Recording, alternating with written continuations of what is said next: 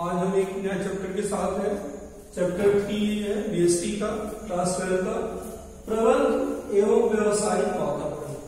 देखिए एक चीज है कि व्यवसायिक वातावरण, बिजनेस एनवायरनमेंट, ये अपने आप में बहुत बड़ा टॉपिक है। आगे चल के इसका हम लोग एक अलग से पेपर ही पढ़ते हैं।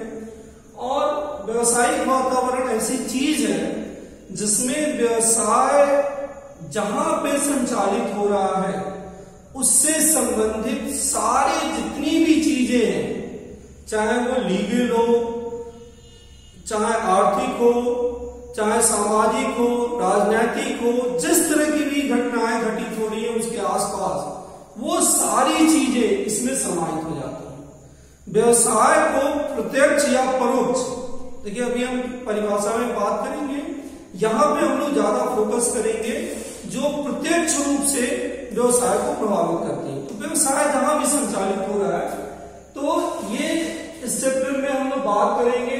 चूंकि ये प्रबंध, इसलिए हम लोग ने कहा है कि मैनेजमेंट को हम लोग कोरिलेट करेंगे बिजनेस एनवायरनमेंट से। बिजनेस एनवायरनमेंट में हम लोग यहाँ पे देखेंगे कि इसकी सबसे पहले हम परिभाषा की बात करें तो परिभाषा में भी हम बता दें कि जो मेन यहाँ पे फोकस किया गया है वो इस चीज पे फोकस किया गया है प्रत्यक्ष से।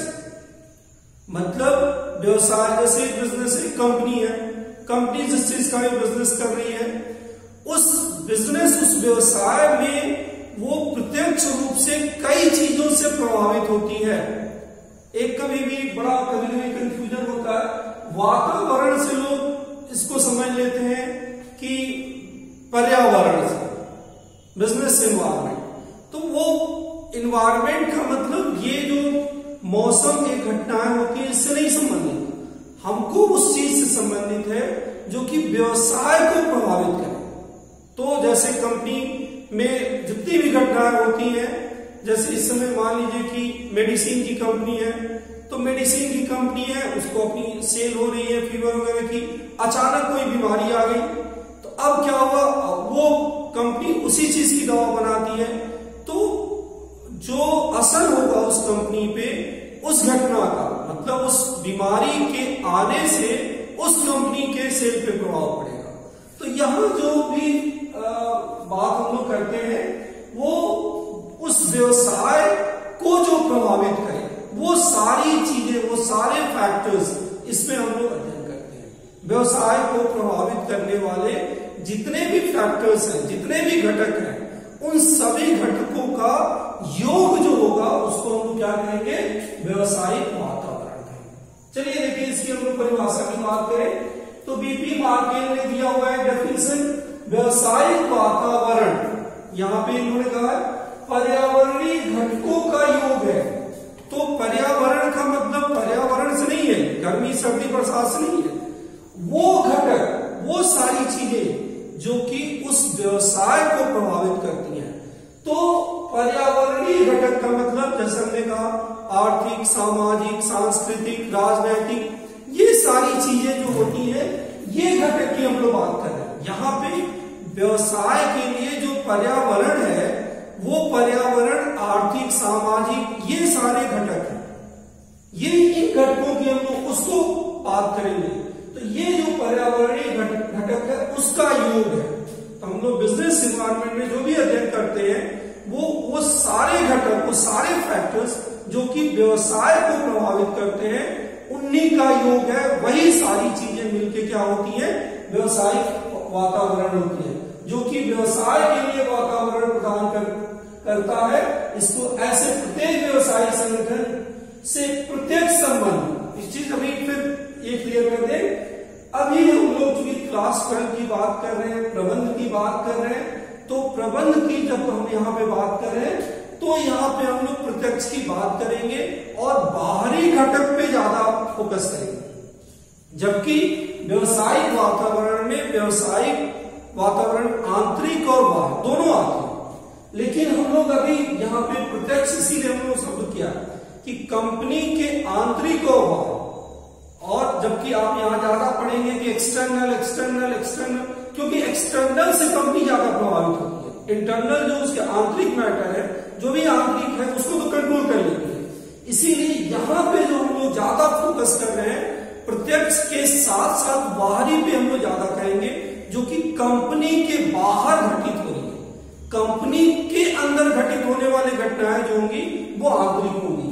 तो प्रत्यक्ष संबंध है जो कि इसमें क्रियाशील होता है। एक कोई भी संगठन, एक व्यवसायिक संगठन जहां काम करता है और जब वो कार्य करता है तो उसको कई चीजें प्रभावित करती हैं। वो सारी चीजें जो प्रत्यक्ष रूप से उसे प्रभावित करती हैं, इसका योग जो होता है, इसी को हम लोग क्या कहते हैं, व्यवसायिक वातावरण कहते हैं, बिजनेस एनवायरनमेंट कहते हैं। ये तो डेफिनेशन हो गई बीपी मार्केल की। चलिए विलियम ब्लूम की बात करें। इन्होंने क्या कहा, इन्होंने भी वही बात की, वातावरण में उन बाहरी, देखिए यहां पे भी आ गया, ये ग्रुप किस पे फोकस कर रहे हैं, ज्यादातर जो राइटर है वो बाहरी कर रहे हैं, क्योंकि कंपनी के अंदर जो घटनाएं हो रही है वो तो आंतरिक है, वो कंट्रोल की जा सकती है। लेकिन जब भी हम लोग प्रबंध और व्यवसायिक वातावरण एक साथ पढ़ेंगे तो हम ज्यादा बाहरी पे फोकस करेंगे, एक्सटर्नल फैक्टर्स पे, जो कि उसके बाहर की घटनाएं हैं उसमें। तो देखिए वातावरण में उन बाहरी घटकों को सम्मिलित किया जाता है जो कि व्यवसायिक फर्म के लिए निरंतर अवसर एवं धमकियां उत्पन्न करती हैं। देखिए कोई भी घटनाएं घटित होती हैं, कोई भी, जैसे एक्सटर्नल फैक्टर्स, आजकल कोविड-19 है, वायरस आ गया, तो एक कंपनी के लिए आजकल क्या कहा जा रहा है, भारत इस जो प्रॉब्लम आई है इसको अपॉर्चुनिटी के रूप में चाहता है। तो कोई भी घटना घटित होती है कंपनी के बाहर जिसमें कंपनी का कंट्रोल नहीं है, वो चीजें जो होती हैं उसको दो तरह के थ्रेट भी होती है और अपॉर्चुनिटी भी होती है। वो क्या करेगा, वो आपको धमकी भी देगा, अवसर भी प्रदान करेगा, दोनों चीजें। तो इसमें जो इन्होंने ग्रुप ने कहा कि हम लोग बाहरी घटकों को इन्होंने सम्मिलित किया, और बाहरी घटके जिससे भी कंपनी जो होगी, जो संगठन होगा वो प्रभावित होगा, उसको क्या कहा जाएगा, उसको व्यवसायिक वातावरण कहा जाएगा। अब ये इसकी डेफिनेशंस हो गई। डेफिनेशंस के बाद से हम लोग इस वातावरण की, जो व्यवसायिक वातावरण है, इसकी विशेषताएं क्या है, इसकी नेचर और कैरेक्टरिस्टिक्स की हम लोग बात करेंगे, क्या क्या इसकी प्रकृति है, क्या विशेषताएं हैं। तो देखिए बिजनेस इन्वायरमेंट में जब भी हम लोग बात करेंगे ये डायनामिक होगा, गत्यात्मक होगा। मतलब इसकी सबसे बड़ी विशेषता यही है कि कभी भी स्थिर नहीं रह सकता। क्यों? क्योंकि घटनाएं तो जो उस संगठन को प्रभावित कर रही है वो घटनाएं तो निरंतर घटित हो रही है, और जब निरंतर घटित हो रही है तो उसी से क्या हो रहा है, उसी से प्रभावित होगा। तो सबसे पहली जो इसकी विशेषता है कि ये गत्यात्मक है। इसमें क्या कहा जाता है कि जो भी आपके ये व्यवसायिक वातावरण, इसके जितने भी चीजें हैं जो कि जिससे एक संगठन प्रभावित हो रहा है वो क्या है, गत्यात्मक है, वो हमेशा गतिशील है, उसमें परिवर्तन होता रहता है। दूसरी बात करें जटिलता। जटिलता इसको इसलिए कहते हैं क्योंकि बहुत कॉम्प्लेक्स है। अभी आप इसको अभी बेसिक पढ़ रहे हैं, आगे चल के पढ़ेंगे कि इंडियन इकोनॉमी का जितना पार्ट आता है, बैंकिंग की जितनी फंक्शंस आती है, जो भी आप अध्ययन करते हैं, ये सारी चीजें बिजनेस एनवायरनमेंट में समाहित है।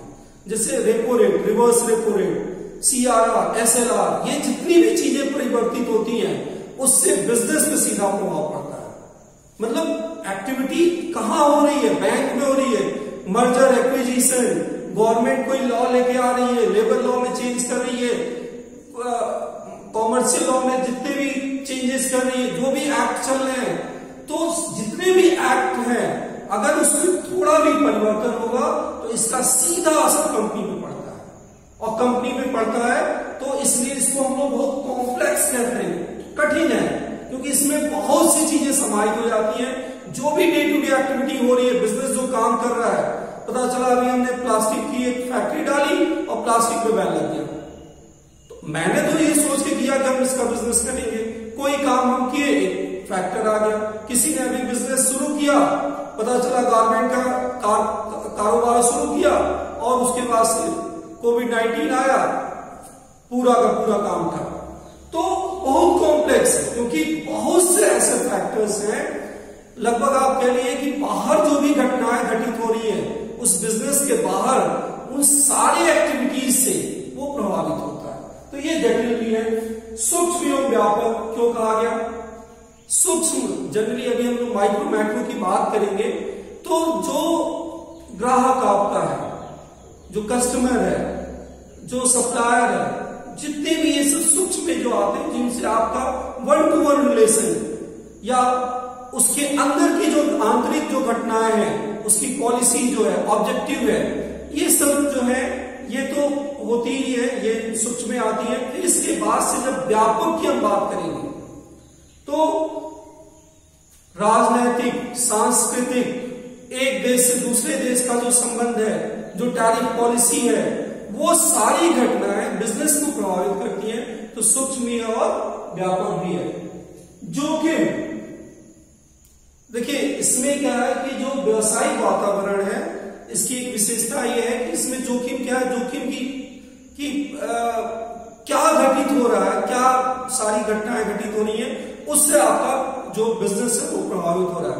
तो ये जो है पूरा एक जो चेन है कि घटना कहीं और घटित हो रही है, रेपो रेट चेंज हो रहा है, रिवर्स रेपो रेट चेंज हो रहा है, ये सारी चीजें चेंज हो रही है और इसका असर कहां पड़ रहा है? बिजनेस में पड़ रहा है। इसके बाद से क्या है? पारस्परिक निर्भरता। अभी ये तो बात हम कही रहे कि घटना घटित कहीं और हो रही है, बिजनेस इन्वायरमेंट में यही है, क्योंकि सारी चीजें जुड़ी हुई है। व्यवसाय के बाहर क्या घटित हो रहा है, जो भी घटित हो रहा है उसका और उसमें भी आपस में रिलेशन है। राजनीतिक सरकार किसी और की बनी, जैसे अमेरिका में ट्रंप बन गए, उन्होंने कहा कि आउटसोर्सिंग को हम बंद करेंगे, तो क्या हो गया? उन्होंने अपने यहां आउटसोर्सिंग बंद किया, लेकिन उसका असर कहां? राजनीतिक चेंज हुआ और उसका सीधा असर इंडिया पे पड़ गया। क्यों? क्योंकि हमारे यहाँ जितने भी ऑनलाइन जो आउटसोर्सिंग के काम हमारे यहाँ इफेक्ट करती हैं, बीपीओ वगैरह, वो सीधा इफेक्ट कर रही है। तो वो कंपनी इफेक्ट हो रही है राजनीतिक या किसी भी चीज से इफेक्टेड होती है, तो पारस्परिक निर्भरता होती है, रुकावटें एवं अवसर, ये सारी जो चीजें हैं ये एक अवसर भी प्रदान करती है और एक रुकावट भी प्रदान करती है। बिजनेस के बाहर की जो घटना है, बिजनेस इन्वायरमेंट है, इसकी एक कैरेक्टरिस्टिक्स है रिलेटिविटी, सापेक्षता। सापेक्षता इसलिए कहा जाता है कि कोई घटना जो घटित होती है वो एक जैसी हर जगह नहीं रहती, स्थान के अनुसार, समय के अनुसार बदल जाता है। जैसे अभी सापेक्षता, जैसे मान लीजिए कोलकाता है, उसमें साड़ी का बिजनेस हो रहा है, अच्छा बिजनेस हो रहा है। यही साड़ी का व्यवसाय जब आप जाके करेंगे मुंबई में तो अच्छा नहीं होगा, क्योंकि वहां का पहनावा नहीं है। तो सापेक्षता जगह और इन सब जो भी समय, स्थान से इसका संबंध है, एक रिलेटिव है, मतलब एक ही जैसा नहीं है। तो ये इसकी हो गई विशेषता, गत्यात्मक, जटिलता, सूक्ष्म, व्यापक, जोखिम, पारस्परिक निर्भरता, रुकावटें और सापेक्षता। इसकी बात हम लोगों ने किया। अब हम बात करेंगे महत्व, इसकी इंपॉर्टेंस क्या है। तो महत्व में हम लोग देख लें, बिजनेस इन्वायरमेंट आपको बहुत सी जानकारी देता है, जोखिम की जानकारी। ये एडवांस में पहले बिजनेस इन्वायरमेंट कोई घटना घटी, आपको तुरंत रिस्क पता चल जाएगा कि इस बिजनेस में कौन सा बिजनेस, जैसे रियल एस्टेट में कई सेक्टर्स हैं, टेक्सटाइल बिजनेस है, सर्विस सेक्टर है, अलग अलग है। तो आप ये सभी चीजों की जानकारी पहले ही मिल जाती है, जोखिम की पता चल जाती है। कमजोरियों की जानकारी, जो आपकी मजबूती है, स्ट्रॉन्ग जो पॉइंट है और जो वीक पॉइंट है, ये सारी जो जानकारी, जैसे आप कोई बिजनेस करने जा रहे हैं तो आपको ये जानना है कि कहां कहां पे हम कमजोर होंगे, कहां पे हमारा स्ट्रॉन्ग रहेंगे। तो वो सारी जानकारी बिजनेस इन्वायरमेंट से ही मिलेगा, क्योंकि ये पता चलेगा कि राजनीतिक कोई लॉ इससे संबंधित क्या है। तो जब भी लॉ की बात आ गए तो लीगल इन्वायरमेंट आ गया, लीगल इन्वायरमेंट की जानकारी होगी तो आप इसको समझ जाएंगे। अवसरों का सदुपयोग, जितने भी अवसर हैं या इस तरह की जो भी घटनाएं होती है, इसका आप अच्छा सा सदुपयोग कर लेते हैं। भावी मोर्चाबंदी, मोर्चाबंदी की बात मतलब यहाँ भावी मोर्चाबंदी को हम इस तरह से समझते हैं, जब दो लोग एक ही लक्ष्य को प्राप्त करना चाहते हैं, जब भी दो लोग एक लक्ष्य को प्राप्त करना चाहेंगे तो उसमें क्या होगा, उसको हम लोग मोर्चाबंदी स्ट्रेटेजी कहते हैं। तो भावी हमारी जो फ्यूचर की जो स्ट्रेटेजी होगी, क्या होगी, ये हमें बिजनेस एनवायरनमेंट से ही पता चलता है कि क्या चेंजेस हुए, क्या हुआ, उसका सीधा असर क्या पड़ेगा। तो तो इसकी भावी मोर्चाबंदी करने में सहायक, स्ट्रेटेजी बनाने में। इसके बाद से छवि निर्माण में सहायक। तो हम पहले से ही अपना जो भी है राजनीतिक, आर्थिक, ये सारी चीजें जब हम देख लेते हैं तो हमारी एक छवि बनाने में ये सहायक होता है। अगले टॉपिक की हम लोग बात करें, व्यवसायिक वातावरण के कंपोनेंट की बात करें। इसके क्या क्या कंपोनेंट है, जैसे इसके डेफिनेशन में उन्होंने कहा था कि जो व्यवसायिक वातावरण है वो जो प्रत्यक्ष जो भी चीजें बिजनेस को प्रभावित करती है उन घटकों का योग है। वो घटक कौन कौन से हैं? तो ये जो यहाँ पे हम लोग बात करेंगे व्यवसायिक वातावरण के घटक को हम लोग दो भागों में बांटते हैं। पहला जो भाग है वो आंतरिक है, जिसको हम लोग इंटरनल फैक्टर्स कहते हैं, इंटरनल। और दूसरा जो है इसको हम लोग एक्सटर्नल कहते हैं, बाहरी और आंतरिक। मतलब इसको समझिए, बाहरी और आंतरिक क्या क्या होता है। आंतरिक वातावरण से मतलब ये है कि वो फैक्टर्स, वो घटक जो कि संस्था, जो संगठन है उसके द्वारा जो कंट्रोलेबल हो, जिसपे उसका अधिकार हो, जो कि उस संगठन से संबंधित हो, उस संगठन के अंदर की जो बात, इस पे ये जो आंतरिक वातावरण, इसीलिए हमने दूसरे में भी कहा था कि हम लोग बाहरी पे ज्यादा फोकस करते हैं क्योंकि ये क्या है, अनकंट्रोलेबल है। ऐसा फैक्टर्स जो कि अनकंट्रोलेबल है, संस्था कुछ नहीं कर सकती, वो घटना घटित होनी है तो होगी, आपको उसके अनुसार एडजस्टमेंट करना होगा, उसके अनुसार आपको अपने आप परिवर्तन करना होगा। ये चीज परिवर्तित नहीं होगी, बाहरी जो होगी उस पर आपका कोई अधिकार नहीं है, कुछ भी नहीं है। आपको जो भी करना है, जो भी सारी चीजें हैं वो क्या होगी, उस पर आपका कोई कंट्रोल नहीं होगा। तो हम लोग इसके लिए देखेंगे कि ये जितनी भी संस्थाएं हैं, आंतरिक वातावरण जो होता है, इंस्पेस का, इसमें कौन कौन सी चीजें होती हैं, उस संगठन का जो उद्देश्य है, ऑब्जेक्टिव है, प्रॉफिट मोटिव है, सोशल मोटिव है, वो संस्था किस उद्देश्य पे कार्य कर रही है, उसकी प्राइमरी भी हो सकती है, सेकेंडरी, दो तरह के इसके ऑब्जेक्टिव हो सकते हैं। तो उसका जो होगा, तो किसी भी संगठन का जो उद्देश्य होता है, ये उसका आंतरिक वातावरण कहलाता है। फिर आइए नीतियां, जो उसकी पॉलिसीज होती हैं, उसको क्या करना है, क्या नहीं करना है, सारे जो स्टेप्स जो भी लेना होता है, तो ये जो नीतियां होती हैं ये आपके आंतरिक वातावरण में आती है। ये भी कई बार ऑब्जेक्टिव में पूछा जाता है कि आंतरिक वातावरण में निम्न में से कौन सा नहीं है, ऐसा कई बार क्वेश्चन आया है। तो आपको इसमें से 3 उद्देश्य और नीतियां और संगठन ढांचा आपको ये किधर से दे देगा, जैसे ग्राहक। तो ये आंतरिक में आपको ये समझना है कि जैसे उद्देश्य, नीतियां, संगठन ढांचा, प्रबंध सूचना प्रणाली, जिसको MIS हम लोग कहते हैं, उत्पादन प्रणाली और उत्पादन क्षमता, ये सारे जो है आंतरिक होते हैं। दोनों को हम समझिए। अब समझेंगे संगठन ढांचा, जो स्ट्रक्चर्स होता है, ऑर्गेनाइजेशन स्ट्रक्चर में हमने बात किया है, पढ़ा भी होगा कि इसका जो आगे चल के इसकी बात करेंगे, जो संगठन का जो होगा वो टॉप लेवल, फिर उसके बाद से नीचे जैसे MD होता है, उसके नीचे मैनेजर्स होते हैं, सुपरवाइजर होते हैं, वर्कर होते हैं। तो किस तरह का है, एक वो उसका अपना अंदर का है, मतलब किस तरह से वो तैयार कर रहा है, कितने मैनेजर्स के नीचे कितने उसके वर्कर होंगे, सुपरवाइजर होंगे, वर्कर होंगे, ये सारे संगठन ढांचा कहलाता है। प्रबंध सूचना प्रणाली, MIS, मैनेजमेंट इंफॉर्मेशन सिस्टम, जो भी सिस्टम, जैसे स्कूल है तो स्कूल में क्या होता है, आपका नामांकन होता है तो सारी सूचना ऑफिस में रहती है, फिर वो जरूरत करने जो भी जब भी जरूरत होता है एक्सेस की जाती है, तो इसको हम लोग MIS कहते हैं। जो ऐसे ही कंपनी में भी सिस्टम होता है कि सारी सूचनाएं कहीं एक जगह पे रखी जाती हैं और वो जो सूचनाएं होती है जरूरत पड़ने पे यूज की जाती है। फिर उसके बाद से उसकी उत्पादन प्रणाली, क्या क्या उसका जो प्रोडक्शन सिस्टम है, फिर उसका जो उत्पादन क्षमता है। तो ये सारी जो चीजें हैं, उद्देश्य, नीतियां, संगठन ढांचा, प्रबंध सूचना प्रणाली, MIS, उत्पादन प्रणाली और उत्पादन क्षमता, इसको हम लोग आंतरिक वातावरण कहते हैं। इसके बाद से आइए बाहर वातावरण पे, बाहरी वातावरण पे।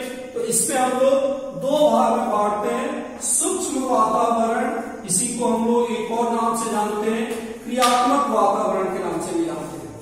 सूक्ष्म अथवा क्रियात्मक, ऑपरेटिंग, जिसको आप ऐसे सूक्ष्म को हम लोग और इंग्लिश में इसको हम लोग कहते हैं माइक्रो। ये टर्म्स खूब यूज होता है, माइक्रो माइक्रो। तो माइक्रो इन्वायरमेंट की हम लोग बात करते हैं। एक होता है माइक्रो इन्वायरमेंट और एक होता है मैक्रो इन्वायरमेंट, ठीक है। और इसी का एक दूसरा जो हिस्सा हो जाएगा, बाहरी में ही दो हिस्से होते हैं, माइक्रो और मैक्रो। तो समष्टि वातावरण जिसको हम लोग मैक्रो कहते हैं, और इसी को जनरल इन्वायरमेंट या सामान्य वातावरण भी कहते हैं। तो बाहरी वातावरण दो भाग में बांटा गया है, एक होता है माइक्रो और दूसरा होता है मैक्रो। तो संस्था के बाहर जो घटनाएं घटित हो रही हैं, संस्था का उस पर कोई कंट्रोल नहीं है, संगठन का उस पर कोई, उस संस्था का कोई भी कंट्रोल नहीं है, तो उसको हम लोग बाहरी वातावरण कहते हैं, अनकंट्रोलेबल है। तो इसमें दो कौन कौन सी होंगी?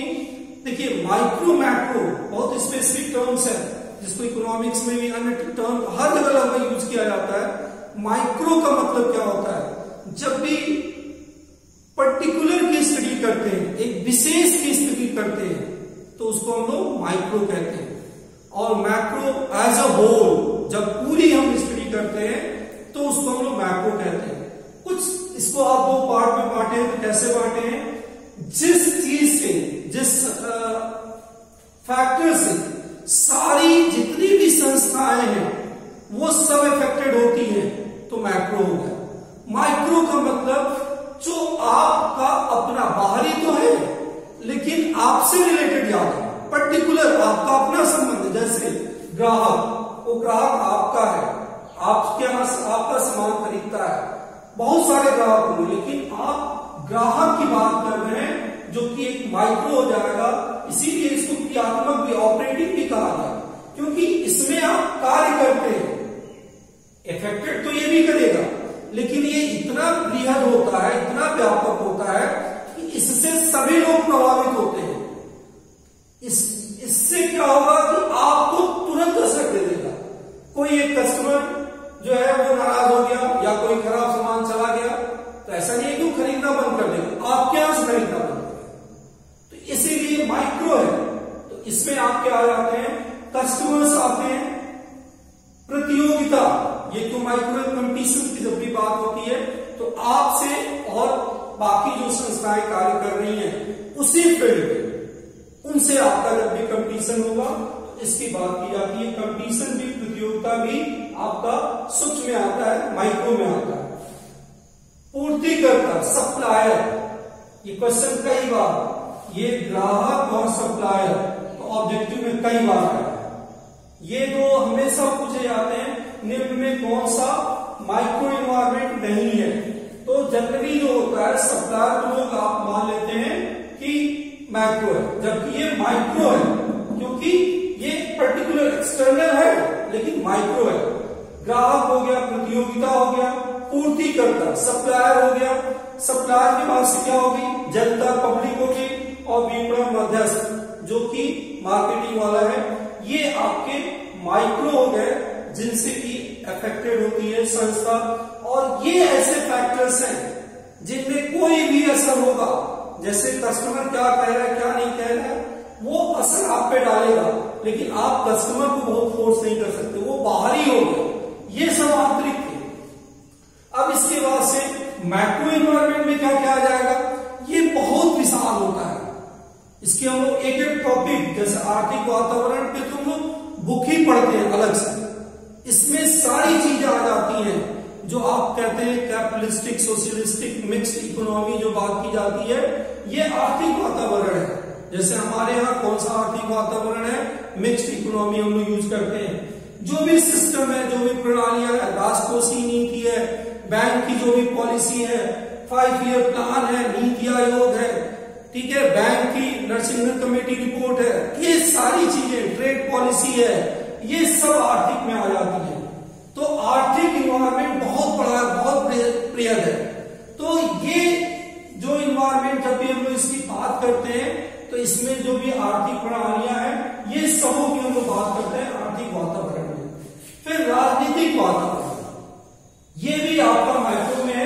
राजनीतिक में जो भी उस देश में जो भी राजनीतिक घटनाक्रम होती है उससे भी जो वहां कार्य करती है संस्थाएं वो प्रभावित होती है।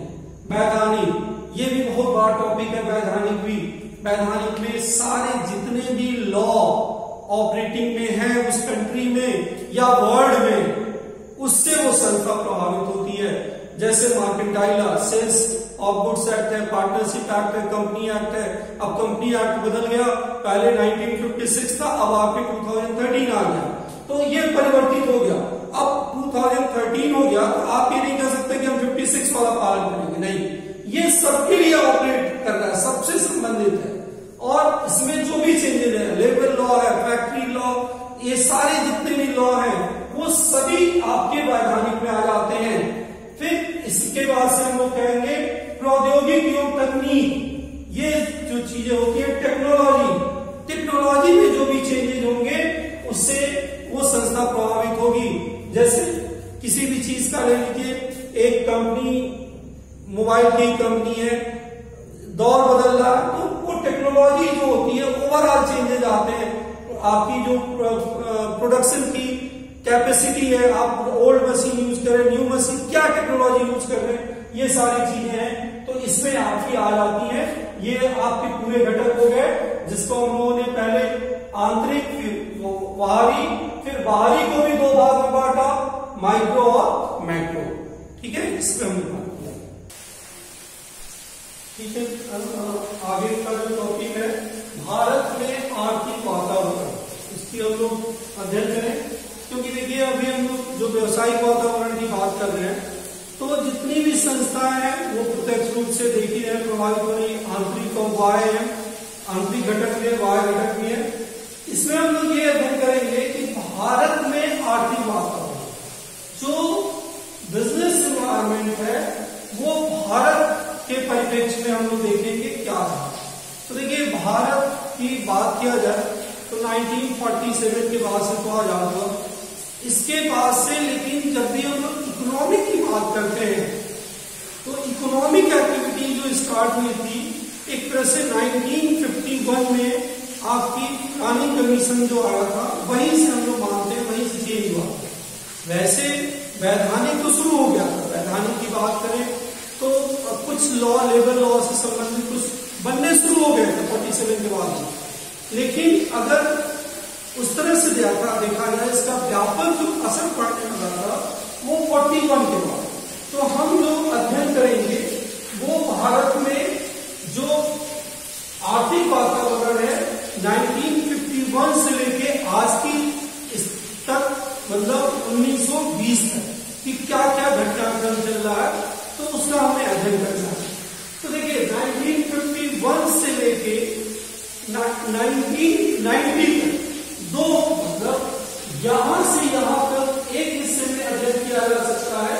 1951 से लेके 1990 तक। एक्चुअली इसको हम लोग बहुत एक मेजर चेंज डेट मानते हैं। 91 में जो हुआ था वो 91 की जब भी है एक मेजर, मनमोहन सिंह के उस समय फाइनेंस मिनिस्टर, तो बहुत चेंज माना जाता है। तो हम लोग 51 से 91 की एक बात करेंगे और 91 से लेकर अब तक की बात करेंगे, क्योंकि यहाँ पे इन्होंने बहुत चेंज किया हुआ है। हमारी जो पॉलिसी है, जो हमारी जो इकोनॉमी जो है, इसमें मेजर चेंज हुआ था 91 में।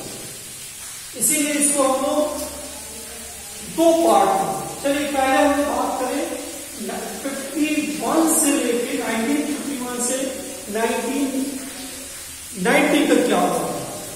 तो हमने कहा था कि एक भारत में जो भी आर्थिक वातावरण है, आर्थिक गतिविधियों को तेज करने के लिए, भारत की आर्थिक मजबूती के लिए प्लानिंग कमीशन की स्थापना की गई थी, जो 5 ईयर प्लान के नाम से मुझे याद है, पंचवर्षीय योजना के नाम से, जो कि 12 पंचवर्षीय योजनाएं चली है। उसके बाद से नीति आयोग अस्तित्व में आया। तो यहां से यहां तक का जो की जर्नी रही है, तो प्लानिंग कमीशन के थ्रू इनको, हर प्लानिंग कमीशन के कुछ मुख्य उद्देश्य होते थे, कुछ अचीव करना होता था।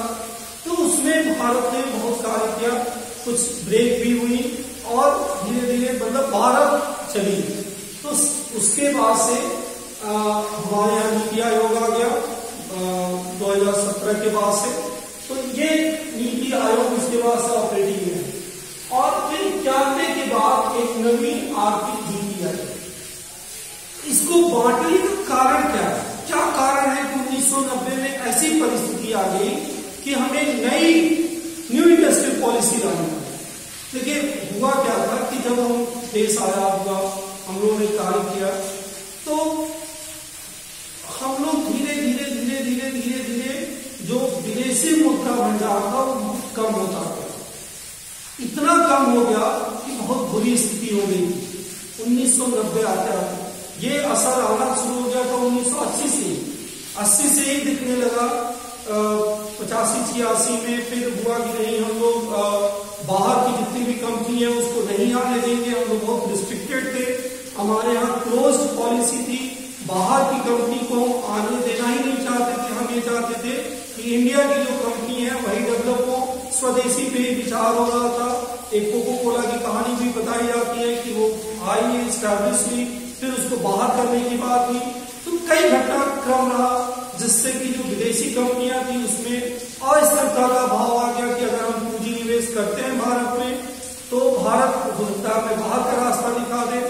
तो उस समय का एक दौर, और उससे क्या कारण थे कि हमें थोड़ा सा चेंज करना पड़ा। अपनी पॉलिसी जो भी हम नीति अपनाए थे वो हमारा सक्सेस नहीं हो पा रहा था।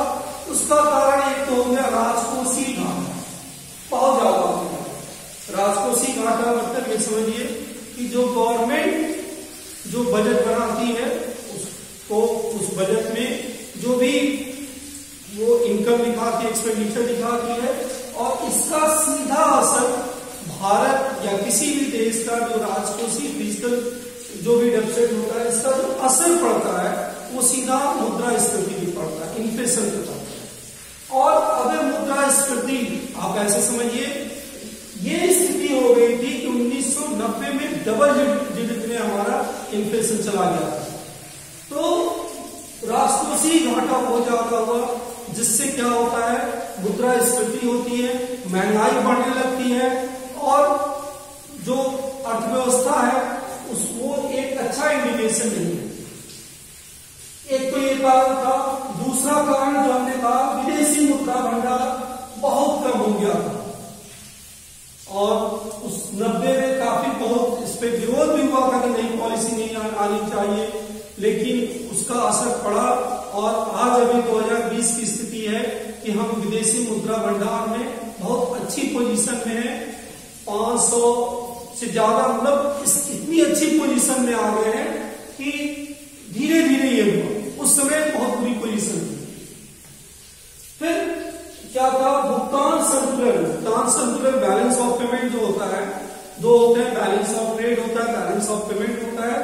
तो जब भी हमें करना होता है तो जो इंपोर्ट और एक्सपोर्ट होता है, ठीक, और भी कई चीजें इसमें सम्मिलित की जाती है। बैलेंस ऑफ ट्रेड में तो इंपोर्ट एक्सपोर्ट की बात कर लेते हैं, इसमें और भी कुछ होते हैं, करंट अकाउंट होता है, कैपिटल अकाउंट होता है। बस आप ये समझिए कि भुगतान संतुलन की भी स्थिति बड़ी खराब हो गई थी।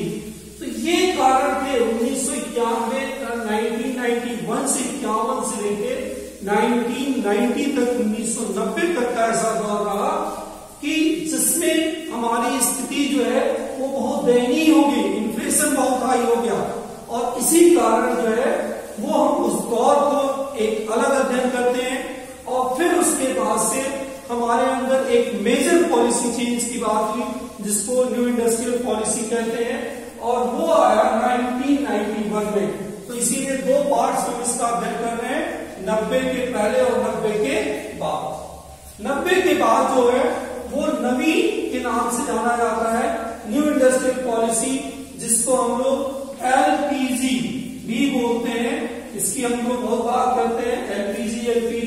यहाँ एलपीजी का मतलब है एल से लिबरलाइजेशन, पी से प्राइवेटाइजेशन और जी से ग्लोबलाइजेशन। तो 1991 से जो है वो हम लोग मूव किए एलपीजी की तरफ, न्यू इंडस्ट्रियल पॉलिसी की तरफ, जिसमें हमारा फोकस जो था वो उदारीकरण की तरफ हो गया, लिबरलाइजेशन, पी प्राइवेटाइजेशन निजीकरण की तरफ से हो गया, और जी ग्लोबलाइजेशन का मतलब वैश्वीकरण। तो हम जो 1991 के बाद का जो एरा हम समझते हैं उसको एलपीजी के माध्यम से समझते हैं कि लिबरलाइजेशन, प्राइवेटाइजेशन और ग्लोबलाइजेशन की बात की है। कारण वही था जो हमारा विदेशी मुद्रा भंडार, राजकोषीय घाटा, भुगतान संतुलन, ये सब की जो स्थिति थी बहुत दयनीय हो गई थी। उसको सुदृढ़ करने के लिए हम लोगों ने क्या किया कि न्यू इंडस्ट्रियल पॉलिसी लाया, एलपीजी। एलपीजी 3 टर्म्स, उदारीकरण, वैश्वीकरण और निजीकरण की बात करेंगे। चलिए एक एक की हम लोग बात करें। एलपीजी मतलब क्या होता है, लिबरलाइजेशन का मतलब क्या होता है, प्राइवेटाइजेशन का मतलब क्या होता है, ग्लोबलाइजेशन का मतलब क्या होता है।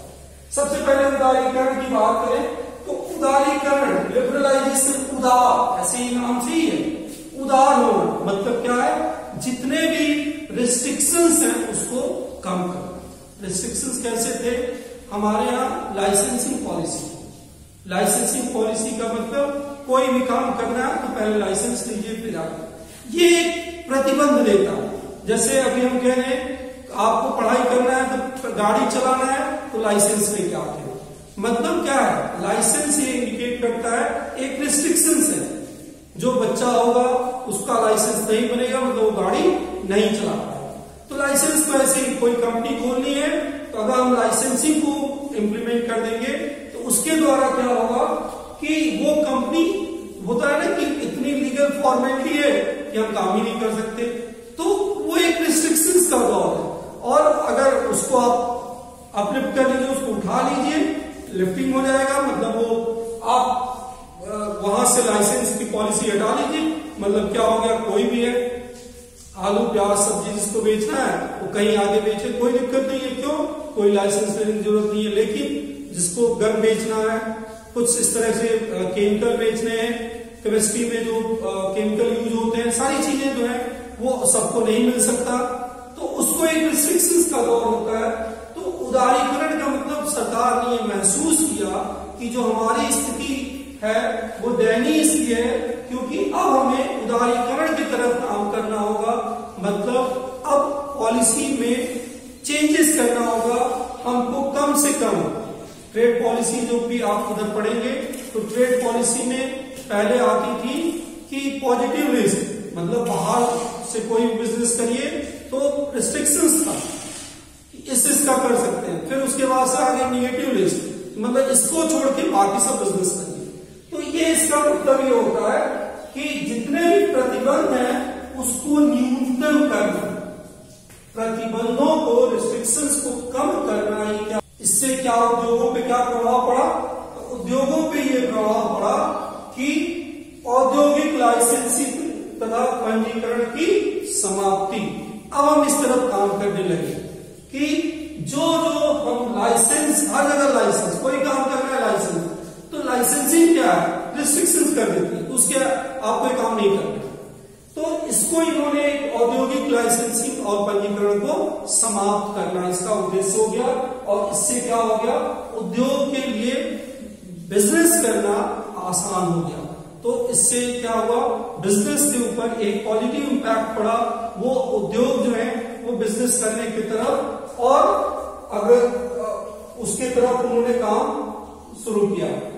MRTP एक्ट की स्थापना, मतलब हमारे यहाँ क्या था, मोनोपोली ट्रेड जो है ये एक्ट था जिसके थ्रू हम लोग क्या करते थे कि रिस्ट्रिक्शंस कि कई तरह का हाथ था कि कंपटीशन से रिलेटेड, तो उसमें हम लोगों ने फिर थोड़ा सा उदारता के लिए छोड़ दिया। फिर क्या है, आयात। इसके द्वारा क्या हो गया कि आयात निर्यात की जो प्रक्रिया थी उसमें आसान हो गया, जिसके थ्रू हम लोगों ने जो अपने रिस्ट्रिक्शंस थे उसको कम किए और कम से कम किए, जिससे क्या होगा कि बिजनेस ज्यादा से ज्यादा।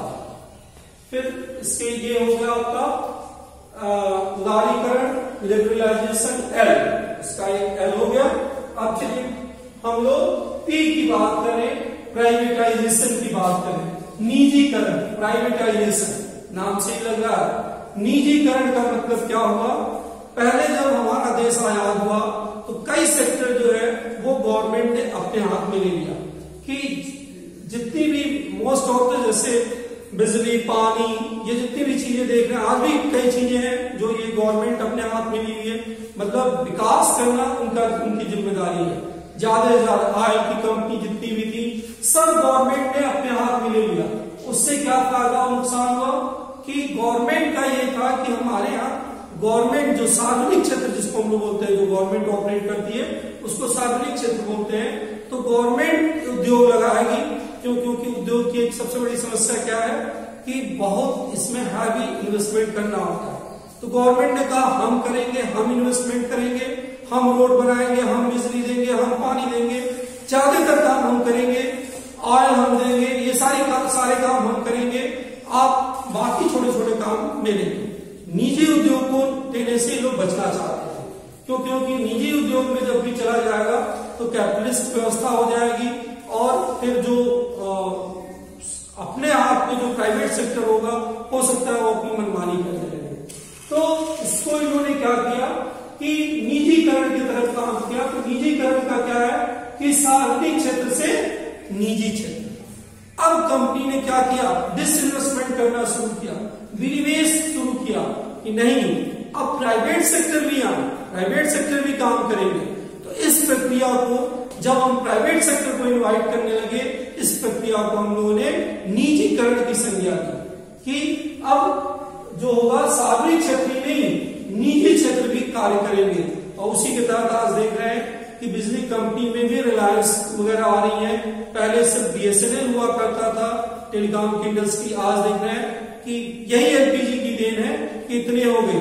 पहले सिर्फ गवर्नमेंट बैंक हुआ करती थी जब भी 1991 के पहले, उसके बाद से देखते हैं 2000 के बाद से आपको आजकल प्राइवेट तो छोड़िए फॉरेन बैंक्स भी इंडिया में काम कर रहे हैं। तो ये एक चेंज हुआ कि प्राइवेट सेक्टर भी कार्य करे, वो आगे आए। और कई क्षेत्रों कई ने तो गवर्नमेंट ने अपनी हिस्सेदारी, इस कंपनी की हिस्सेदारी प्राइवेट सेक्टर को बेच दी, जिसको विनिवेश कहा गया। उद्योगों पे क्या असर पड़ा? तो विनिवेश की नीति हो गई, मतलब जो निवेश सरकार ने किया था उसको बेचा और प्राइवेट सेक्टर को इनवाइट किया। निजी क्षेत्र का विस्तार, तो इसमें जो भी होगा, तो जब भी निजी क्षेत्र का विस्तार, उसका प्रसार, उसका कार्य क्षेत्र, निजी क्षेत्र को निवेश का अवसर देना, ये सारे कार्य जो हो गए वो निजीकरण के माध्यम से संभव हो पाया। तो हमने निजीकरण को इनवाइट किया, हम निजी क्षेत्र को इनवाइट किए। और आज के डेट में यह है कि लगभग सेक्टर में आपके प्राइवेट कंपनी कार्य कर रही है, चाहे वो टेलीकॉम हो गया हो, बिजली हो गया, जो कि पहले रोड में भी हो गया, पहले सब ये कार्य जो है गवर्नमेंट करती थी। आज के डेट में प्राइवेट सेक्टर भी इसमें कार्य कर रहे हैं। तो L हो गया, P हो गया, क्या बचा? G, ग्लोबलाइजेशन, वैश्वीकरण। एक बड़ा कंट्राडिक्शन आता है उदारीकरण और वैश्वीकरण में कि दोनों में अक्सर कंफ्यूजन होता है। तो अब वैश्वीकरण जो हो गया, वैश्वीकरण का मतलब पूरे विश्व को एक बाजार मानना, ये एकीकरण का प्रोसेस है। इसमें क्या होता है? एकीकरण मतलब अब जो हम मान रहे हैं पूरे विश्व को एक बाजार मान रहे हैं। इसमें क्या क्या है? तो पूरे विश्व को एक बाजार का रूप प्रदान करना। इसका प्रभाव क्या हुआ? विश्व की अर्थव्यवस्था को एकीकृत करना। और इसी की देन है कि हम कई ऐसे हमारे इस तरह से एग्रीमेंट हैं कई देशों के साथ कि सरकार चाहते हुए भी उस पर बैन नहीं लगा सकती, रोक नहीं लगा सकती। हाँ, टैरिफ बढ़ा सकती है, जितना बढ़ाना हो उस पर शुल्क बढ़ा सकती है, लेकिन बैन लगाना इतना आसान नहीं है, क्योंकि हमारे कई तरह से इनसे एग्रीमेंट है, पूरे वर्ल्ड लेवल पे एग्रीमेंट है। और यही है LPG ही है जो वैश्वीकरण है। आप अपने यहां सामान बनाइए और विश्व के जितने देश से आपका एग्रीमेंट है, शत्रु देश को छोड़ दीजिए, तो भी आप कहीं बेच सकते हैं, कहीं भी आके। और उस देश का व्यक्ति अपने यहां सामान बना के कई देशों में बेच सकता है, जो कि आपके यहां भी बेच सकता है। ये एग्रीमेंट है, ऐसा नहीं है कि हम जब चाहे तब रोक लगा दें। ये इसीलिए तो चेंजेस हुए।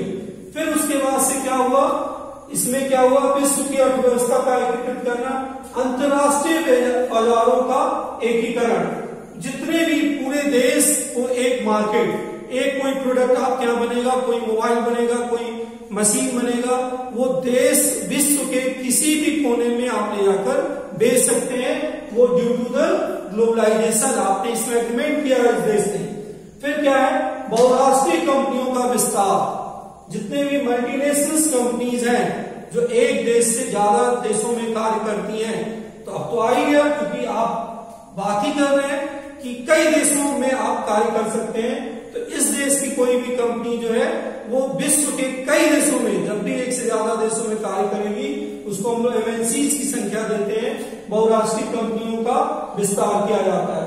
उदारीकरण और वैश्वीकरण को थोड़ा सा एक कंफ्यूजन ना हो, क्योंकि यहाँ पे क्या है, एकीकरण की बात की गई है जो कि वैश्वीकरण में, और जब हम लोग उदारीकरण की बात करते हैं तो उदारीकरण में हम लोग लाइसेंसिंग की बात करते हैं। तो यहाँ पे और दोनों में अंतर है, क्योंकि वैश्वीकरण पूरे बाजार की बात किया गया है और उदारीकरण में जो है वो रिस्ट्रिक्शंस को कम करने की बात किया गया है। ठीक है, इसके बाद से हम लोग बात करें जो भारत सरकार द्वारा सन 1991 भारत सरकार द्वारा आर्थिक नीति में किए गए प्रमुख परिवर्तन। क्योंकि ये जो बिजनेस एनवायरनमेंट है, जो हम लोगों ने बात किया कि 1991 के पहले और 1991 के बाद, तो 1991 के बाद, 1991 के बाद बहुत कुछ चेंजेस हुए। भारत सरकार को बहुत कुछ चेंज करना पड़ा। कारण जो है वो बात किया गया, क्योंकि हमारी जो मुद्रास्फीति बढ़ती जा रही थी, बैलेंस ऑफ पेमेंट की हालत खराब थी, तो उन्होंने क्या क्या प्रमुख चेंजेस किए। उनको लगभग जो है भारत सरकार को जो चेंजेस करने पड़े, तो सबसे पहले एक हम लोग बात करेंगे नई औद्योगिक नीति, न्यू इंडस्ट्रियल पॉलिसी। ये बहुत इंपॉर्टेंट रोल प्ले करता है, क्योंकि इसका जो है बहुत ज्यादा प्रभाव है। हम लोग बात किए ना एलपीजी, तो एलपीजी के द्वारा उनको क्या क्या चेंज करना पड़ा। पहली बात तो इन्होंने क्या किया कि 17 से 4 जो सार्वजनिक क्षेत्र की विनिवेश था, तो 17 कम सेक्टर से इन्होंने करके विनिवेश को कहां तक कर दिया, 4 तक सीमित कर दिया। उसके बाद से जो 6 उद्योगों को छोड़कर सभी में इन्होंने क्या कर दिया, लाइसेंसिंग की जो है उसको समाप्त कर दिया। तो लाइसेंसिंग प्रथा की एक तरह से समाप्ति का दौर रहा न्यू इंडस्ट्रियल पॉलिसी के थ्रू, इन्होंने इसकी बात की। फिर उसके बाद से क्या है, एमआरटीपी एक्ट जो अवधारणा थी, इसको भी लगभग इन्होंने समाप्त किया, क्योंकि उससे प्रॉब्लम क्या था कि कंपटीशन का मतलब जो कंपनीज थी उनको ऑपरेशंस में प्रॉब्लम होती थी संचालित करने में। और भी बहुत से चेंजेस हुए। तो मेन ये रहा कि ये 17 से 4 वाला एक पूछा जाता है, 6 उद्योग वाला एक पूछा जाता है ऑब्जेक्टिव में। फिर आपकी बात किया जाए सेकेंड, नई व्यापार नीति, ट्रेड पॉलिसी आई। ट्रेड पॉलिसी जो आई, तो जो पहले जो ट्रेड पॉलिसी 1992 के बाद ये कह दिया गया कि 5 ईयर का ये भी आएगा, जो भी ट्रेड पॉलिसी आएगी 5 ईयर की आएगी, जिसमें नाम सुना होगा स्पेशल इकोनॉमिक जोन। ये सब जो कॉन्सेप्ट आए, ये सब ट्रेड पॉलिसी के थ्रू आए कि सब कुछ कैसे, जैसे भारत सरकार ने योजना बनाई कि कोई भी किसी भी देश की कंपनी या कहीं की भी कंपनी उसमें एक एरिया में आके स्पेसिफिक बिजनेस करे और अगले 3 साल का टैक्स पे उसको छूट मिलेगा, प्लस कई सुविधाएं प्रोवाइड कराई जाएगी। तो ये स्पेशल इकोनॉमी, ये भी पॉलिसी चीन से ली गई थी। तो ये हमारा ये था कि भारत सरकार को भी चेंज करना पड़ा।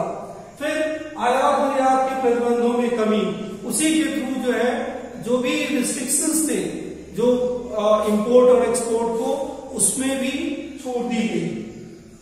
नई राजकोषीय नीति, राजकोषीय नीति के द्वारा एफडीआई को प्रोत्साहन की बात की गई कि राजकोषीय नीति में जैसे क्या था कि एफडीआई कई क्षेत्रों में विदेशी कंपनियां अपना निवेश यहाँ नहीं कर सकती थी, तो उसमें छूट दिया गया कि नहीं आप आइए और निवेश करिए।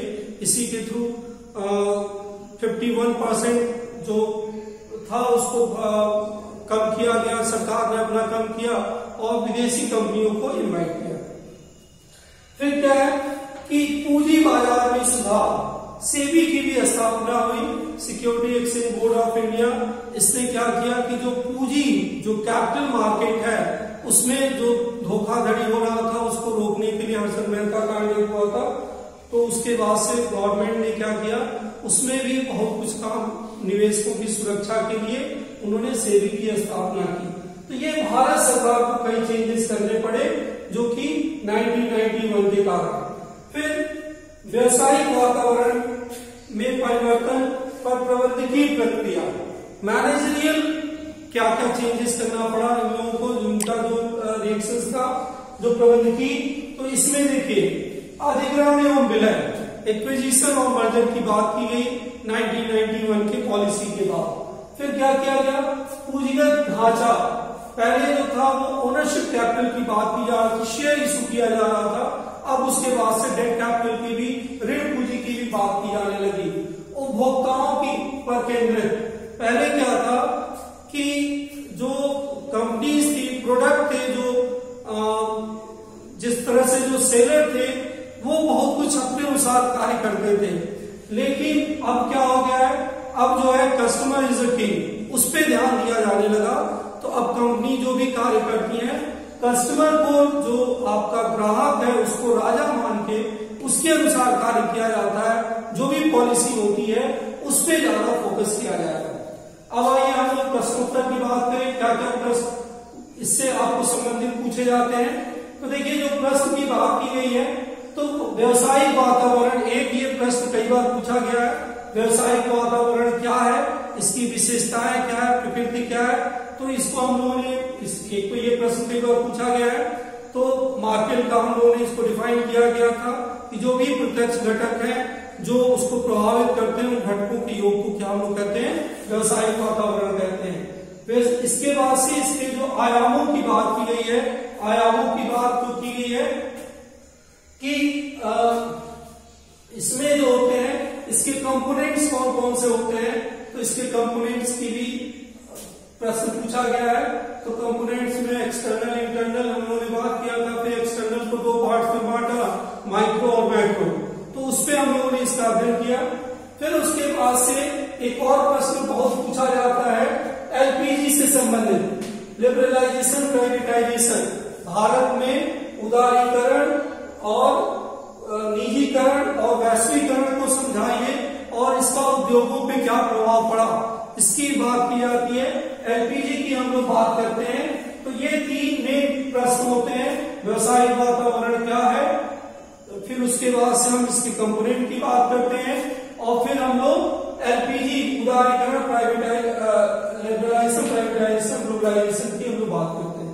ट्रू फॉल्स क्या है, तो ट्रू फॉल्स तो इससे काफी कुछ बन जाते हैं। जैसे हमने बताया था कि निम्न में कौन सा बाहरी घटक है, तो आंतरिक घटक है, माइक्रो मैक्रो, जैसे ग्राहक का तो हमने कहा पूर्तिकर्ता जो है वो आंतरिक है, ठीक है, तो पूर्तिकर्ता जो है वो आपका माइक्रो है, ठीक है, बाहरी में। तो इस तरह से चीजें आपसे पूछी जाती है, कस्टमर है, सप्लायर है, ये सब आपके एक्सटर्नल के माइक्रो में आते हैं। आर्थिक, सामाजिक, ठीक है, ये सारी राजनीतिक, वैधानिक, ये सब क्या है, ये सब मैक्रो इन्वायरमेंट में आते हैं। तो प्रश्न ऐसे ही पूछे जाते हैं कि किससे कौन बिलोंग करता है। फिर एक जैसे मान लीजिए बाहरी घटक व्यवसायिक वातावरण को प्रभावित करता है, तो क्या है, ट्रू है कि फॉल्स है, इसकी हम बात करेंगे। तो इसमें क्या हो जाएगा, ट्रू हो जाएगा। तो आपके जो भी प्रश्न पूछे जाते हैं वो इससे मेल करके लॉन्ग है, उसके बाद से ट्रू फॉल्स भी पूछे जाते हैं। फिर इसके बाद से हम लोग यही भी खत्म करते हैं, फिर अगले टर्न पे हम लोग नए एक चैप्टर के साथ इसकी बात करेंगे।